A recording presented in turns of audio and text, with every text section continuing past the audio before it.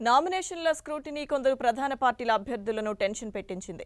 అంతా బాగానే ఉన్నా అక్కడక్కడ చిన్న చిన్న తప్పులు జరగడం, ప్రతిపక్ష అభ్యర్థుల అభ్యంతరాలతో కాసేపు హైడ్రామా నెలకొంది. నారా లోకేష్ నామినేషన్పై కూడా అభ్యంతరం వ్యక్తం కావడంతో టీడీపీ శ్రేణుల్లో టెన్షన్ నెలకొంది.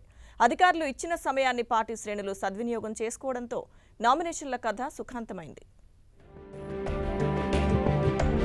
25తో నామినేషన్ల ప్రక్రియ ముగియడంతో మంగళవారం స్క్రూటినీ నిర్వహించారు. అన్ని పత్రాలను పరిశీలించి సరిగా లేని వాటిని తిరస్కరించారు. చిన్న చిన్న తప్పులున్నా లేక ఏవైనా అభ్యంతరాలున్నా వాటిని పెండింగ్లో పెట్టారు. అభ్యర్థుల నుంచి వివరణ కోరారు. మంగళగిరి నుంచి బరిలో ఉన్న తెలుగుదేశం పార్టీ జాతీయ ప్రధాన కార్యదర్శి నారా లోకేష్ నామినేషన్పై రిటర్నింగ్ అధికారి అభ్యంతరం వ్యక్తం చేశారు. కృష్ణా జిల్లా నోటరీ గుంటూరు జిల్లాలో చెల్లదంటూ అభ్యంతరం తెలిపారు. నోటరీ చట్టంలోని సెక్షన్ 9 ప్రకారం ఆయన దాఖలు చేసిన నామపత్రం చెల్లదని పేర్కొన్నారు.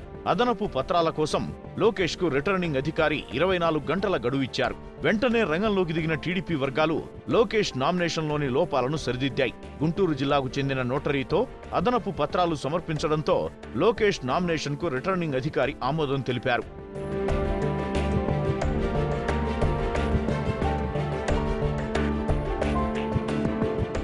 అటు చిత్తూరు జిల్లా వైసీపీ అభ్యర్థి చింతల రామచంద్రారెడ్డి నామినేషన్ తొలుత వివాదాస్పదమై తరువాత సుఖాంతమైంది.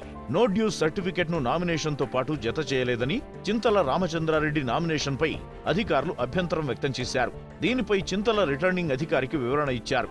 దీంతో వివాదానికి తెరపడింది. చింతల నామినేషన్ను ఆమోదిస్తున్నట్లు అధికారులు ప్రకటించారు.